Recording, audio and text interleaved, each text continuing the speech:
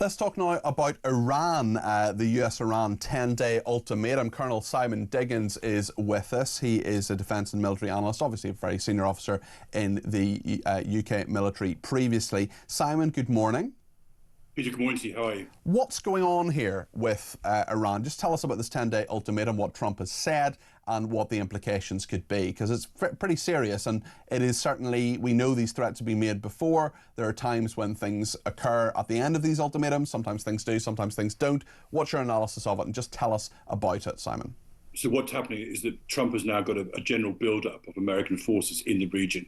You'll recall during the height of the revolt that there was a threat made by Trump that if forces used to suppress those who are rising up against the Ayatollah's regime, then that they would be with them. That somehow it implied that force would be used against the Iranian regime, and it didn't happen. And it didn't happen, I think, at the time because the forces were not in place, particularly the kind of defence forces required against what Iran's most likely response is going to be, which is to use their very large stock of ballistic missiles. They have over 3,000 ballistic missiles in their stock. They used some 500 last year, but they seem to have been replenished. And they also have continued on their program of nuclear warfare, of nuclear weapons development. Last October, the Ayatollah gave direction to the IRGC to develop what they call small, compact nuclear devices.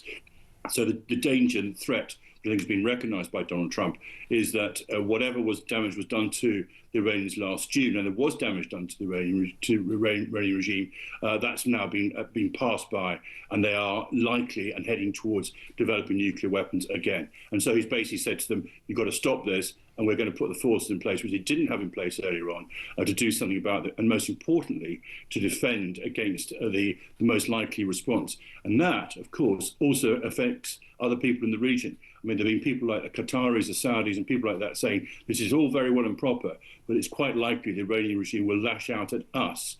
What are you going to do to protect us as well? So I think that's where we stand at the moment. Any sign of the Iranians listening, capitulating, or perhaps being defiant? They are currently being defiant. They've declared this exercise in the Straits of Hormuz, which is effectively close the Straits of Hormuz. They say it's only temporary and it's not there to stop the regime, stop the Straits. But they're making a point. And the point they're making is that it's very easy for them to close the Straits. The Straits themselves are only 35 kilometres wide, so it's not much wider than the English Channel. And they have missiles set up on the Iranian shore that can basically fire into what is actually Omani and Emirati territory there, but easily close the Straits. They've also got swarms of these fast patrol boats. It's extraordinary. Some of them go up to 116 miles an hour. So really, really fast patrol boats with their missiles, and they attack in swarms, and they drop mines. Why is the Gulf of Hormuz important? Something about 1/5 of all of the world's oil flows through the Straits of Hormuz. And the last time they closed the Straits of Hormuz, which is in the 1980s, that was a significant effect on oil prices and therefore on the world economy. There does need to be that sense of free movement on the Straits of Hormuz, absolutely. What do you think happens now, Simon? I think the build-up continues. And my understanding from reading what's been come out in the open sources is that it could be as soon as tomorrow that the Americans are in position to conduct some kind of military operations. Donald Trump has talked about this happening within 10 days. So clearly he's still leaving a kind of window of opportunity for the Iranians to make some really positive move to do that. And the danger is that for Trump is that if he doesn't do something about it, if the Iranians don't respond properly, then his bluff will seem to be being called. And I think that will be a very, very difficult position for him to be in. We'll get into the UK specifically in a second, perhaps, Simon. But what does the rest of the world do if America bombs Iran? Because, of course, we saw this over the summer in regard to Israel. But could this be greater, something very different? I think it would be much more. The last summer, the Americans came in towards the end, so there'd been this sort of build-up of tension between Israel and Iran, and the Israelis were trying to do their best to damage, if not destroy, the Iranian nuclear facilities. But there were facilities the Iranians had buried them so deep underground that only Americans with their specialist bunker buster weapons could do something about it, and that's what came in at the end to be used from there. This is more serious because since then we've had the Iranian People's Revolt, the uprising against the Iranian regime, which showed not only the degree of opposition to the Iranian regime, but also their viciousness. We don't know the figures that have been caused, but have been killed, but anything between 6,000 and 30,000 killed, many tens of thousands more injured, and no doubt a whole rack of kind of oppression ongoing at the moment. I think that has changed the dynamics, or at least it should have changed the dynamics for an awful lot of people. What should the rest of the world do? I think we should support the Americans bluntly. Let's talk about the UK right now, and I should say there are, of course, many people here who are supporting the Iranian people, not the Iranian regime, but the Iranian people who are being oppressed in exactly the way that Simon says. There's a huge march and rally that is planned in central London on Sunday, and I know there are various other people right across the United Kingdom and beyond, many of our viewers and listeners who really care about the human rights and women's rights and men's rights too in Iran. It is an absolutely disgusting, awful regime which is oppressing its people, murdering its people, doing dreadful things. Simon, when it comes to the United Kingdom, why is there this row about the UK blocking Trump for using RAF bases for strikes on Iran? Because he would need permission to do that were he to use UK bases, wouldn't he? Absolutely, and I fear we are where we are so often with this government, where there's a distinction between their rhetoric and their reality. The reality, and this is a government spokesman last night, and I'll just quote if you don't mind, Peter, he said, Iran must never be able to develop a nuclear weapon, and our priority is security in the region. As a government spokesman saying that. And here is, our closest ally, the Americans, basically offering to do something about it, and the UK, through an interpretation of international law, is blocking that. And that just simply is wrong. I mean, firstly, without international law, I mean, Iran is very capable of hitting British bases as far to the west as Cyprus from Iran, and they've also got a number of other British bases. So our sovereign interests are involved in this fight, and I've got the slightest doubt that the Iranians, if they decide to lash out in response to Trump, will lash out in all directions, and therefore our sovereign interests would be involved. So I think the international law argument, it goes out of the window. I do not accept it for one moment. But even beyond that, there is a sheer politics and security. As you rightly said, there's an utterly awful repressive regime killing and murdering its own people. It sponsored terrorism across the Middle East, led to the attacks on Israel on October the 7th, and also, let's not forget, was directly responsible for the deaths of many of the British soldiers who were killed in Iraq in 2004 through to 2009. This regime, frankly, fundamentally, is the enemy of the people of the world. And there's an old Latin tag which has that. It's a common enemy of the world and should be removed. And anything that anybody who is prepared to do something about it, we should be supporting. At the end of the day, it's not a matter of international law, it's a matter of political will. Mm-hmm. And really, frankly, giving you that quotation from a government spokesman, 3 words: money, mouth it. Put your money where your mouth is. Yes. And that's what I think we need to have.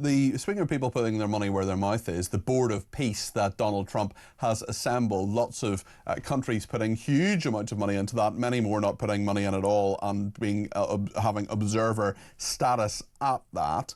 Tell me what your thoughts are, particularly about Tony Blair praising Trump for seeing Gaza's potential. There was one American business leader I was reading about yesterday who said that the Gaza coastline could be £50 billion worth of money for investors there. But of course, it's a small matter of peace in the region to sort out first. No, absolutely there is. I mean, I think the physical location is absolutely correct. I mean, in terms of, look at, for example, despite the troubles it's had, look the way a place like Lebanon were able to develop. Indeed, look how Israel was able to develop itself in terms of location, in terms of its basic, if you like, resources and its position in the world. I'm sure Gaza could have made us a wonderful, peaceful place for everyone to work in. But as you so rightly say, there is a small issue of security at the moment. I think we're so often with Donald Trump, there's a sort of germ of a good idea somewhere in the back of it. Very much obviously seen through the focus of his kind of real estate background and the way in which he looks at the world. But there's a sort of, a few steps that need to be got through before we got through. And at the moment, whilst the ceasefire appears to be holding, always the important second stage of it, i.e. how do we have a kind of peaceful, sustainable, peaceful future for the people of Gaza, upon which then a development like the real estate development could take place. That bit is currently missing. And I mean, Tony Blair has huge experience in the world. If he can bring some of that experience to try and negotiate that that crucial second stage, I think his views should be welcomed. But there is this missing second stage at the moment. Just before you go, Simon, tell us about banks blaming the Labour government for blocking defence lending. What's this about? Well, unfortunately, it's a long-term issue. It's been running through the latter stage of the Tory government as well. As banks and lending requirements became closely linked to the so-called environmental and social goals, to some extent, defence spending went into the back burner, because every time you kind of put it through the ESG filter, it came up with a big red no. Beyond that, there's the issue that I think has been ESG, of course, being environment, social and governance matters, this kind of framework that so many different businesses and organisations now use to see if things are ethical or not in the view of, in the view of ESG, essentially. Absolutely. It's a kind of self-referencing organisation, and there are consultancies who provide ESG consultancy who are making a lot of money out of this. But the second issue I think that's also been raised is the issue of the way in which the MOD writes its contracts, because many of the banks are saying it's very difficult to provide money to support a defence contractor, because the contract information they're given by the MOD and indeed by the defence company is so opaque that things like risk management can't be analysed properly. So there are two issues that are running there, both of which are in the gift of the government to sort out. And the first one is actually a straightforward campaign to say, look, the highest priority of any country should be to defend itself. That should be the highest environmental, social and governmental role that we have a safe country that's secure. Therefore, you must lend against those criteria. But the second thing also is for the government to step in, sort out its contracts, and also be very clear that it will act effectively like as the backstop, the sort of insurer of last resort, in order to protect banks' liquid capitalisation, so they can lend against some of these documents that come forward. So I think that in both instances, I say this has been slightly longer than the Labour Party as term in power, and it's been running now for a number of years. But it's absolutely in their gift to sort out. And indeed, they must do so if they're serious, and that is a question, if they're actually serious about developing our security and our defences. Simon, thank you. That's Simon Diggins there, Defence and Military Analyst, Colonel Simon Diggins. What do you think about what he said there? 0344 499 1000.